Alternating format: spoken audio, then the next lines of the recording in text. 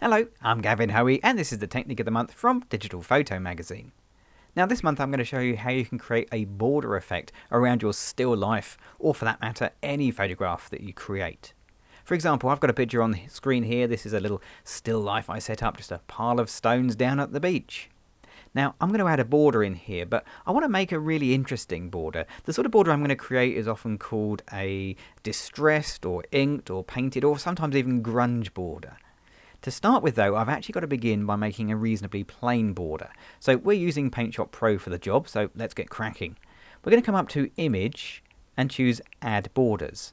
So the first border I'm going to add in is just a straightforward line around the outside of the picture. I'm using pixels as my units, but I need to choose a colour for my border. So I'm going to click on the colour and choose the classic black like that. Now, next thing to do is to put a tick down here where it says symmetric. So you can add new numbers into all of these, top, left, right, bottom, and they'll all change at the same time. Now I want to add a reasonably sized border in here, not quite as big as that, so let's add in 75 pixels on each and every side. And we'll click OK. So that's going to make our little border around the edge, which is kind of nice. But now I want to add a big white border, a much bigger white border. So let's go back to Image, choose Add Borders. We'll change the color this time to white. No point adding another black one, you wouldn't see it. And then we'll add a much bigger border for this one. Let's add 400. That actually sounded pretty good. And we'll click OK.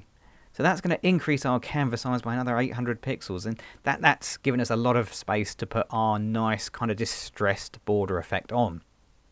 Now, our distressed border effect is going to be created by using another image. So let's just move that to the side and open this one up instead. And this is the image we're going to create. It's nothing special. In fact, any image will do as long as it's got sort of straightish edges in it. So this kind of ruined old window looks pretty good. There's a ruined old photographer reflected in it as well, but that's another story. To get the effect, I'm going to apply a threshold setting. And we'll find that under Adjust, Brightness and Contrast, and then right at the bottom, last one is Threshold. Now what threshold does is to take your nice colourful image, throw away the colour, and then throw away all the tones. So you have a black and white image that's literally just that, black or white, as you can see on the little preview here. Now by moving the threshold setting, you can control how much black and white you have. The lower the number, the more the white you see. Now I'm going to try and make an edge along the bottom here, and I know if I drop this down to around about 70-ish, that was way off, let's try that again, then I should get quite a nice edge coming along here. And it's this edge that I'm going to use to make my distressed border.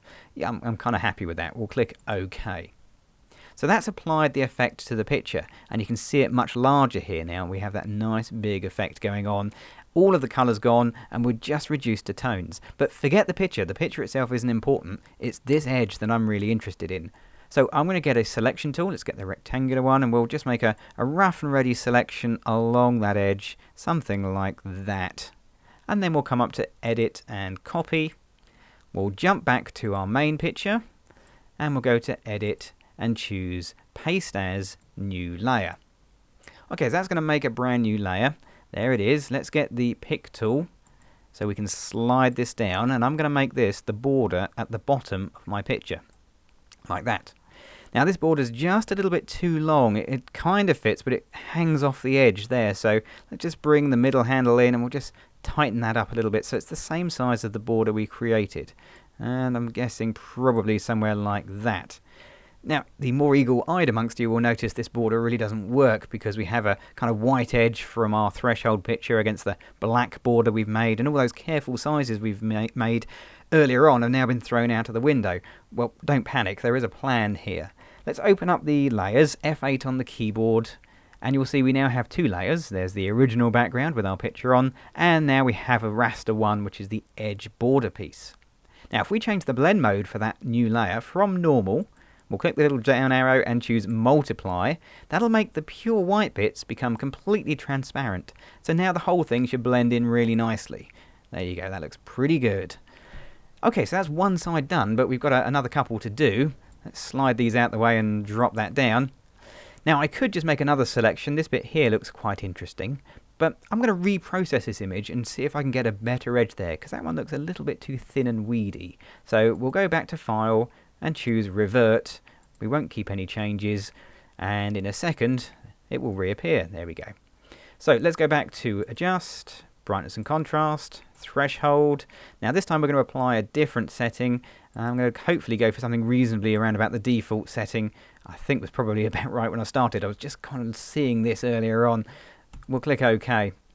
Yeah, that looks pretty good. We've got a nice kind of distressed effect going along here. So we'll make a selection of that area, just like we did before, just like that.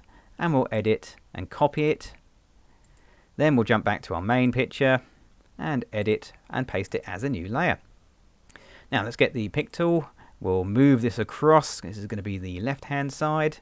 And we'll stretch it down. Now it's going to need quite a bit of stretching, but don't worry, because Paint Shop Pro is pretty good at resizing, so we can make things a little bit bigger and move them around, and we're not going to really lose too much quality. That's going to be okay.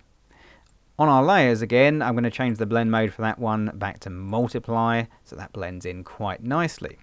Okay, so we've got two sides. Let's do another one. And I don't think we need to reprocess that because I like this bit right there. So let's just make another selection along there instead. Something like that. Kind of missed. We'll make that a little bit bigger. That's it. Get a bit more of that white in. That's good. And we'll go to Edit and Copy. Then jump back to our main picture. Edit and paste as new layer. Okay, so here it is. We'll get the pick tool and we'll come in. Now this time, of course, it's the wrong way around because it's got to be a side. I'm going to make this the right-hand side. So I'm just going to get the rotation handle and rotate it around. Little tip here, if you hold the Shift key as you rotate, it goes in nice controllable steps, which is a little easier to handle.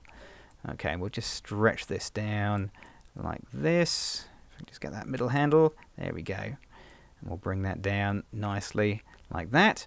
Once again, we'll need to change the blend mode so we can actually see what's going on, and then we can fine-tune things, because with this one it's much thinner. Oh, actually that's pretty good. Okay, so that's fine. That fits on there nicely. Maybe just a little bit too much. Let's just see if we can just stretch it out a little bit. That's it, and then bring that in.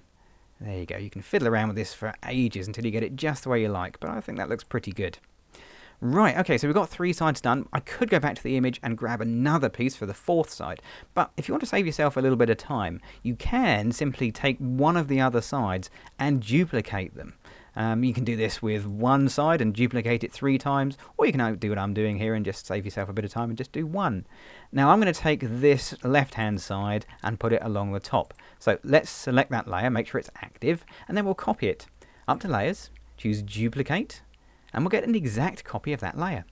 So now we can come back to the pick tool, spin. If we grab the rotation handle, which is hidden down here somewhere, I'll tell you what, let's bring it in so we can actually see what we're doing. Oh, there it is, of course, off to the side. How did I miss that?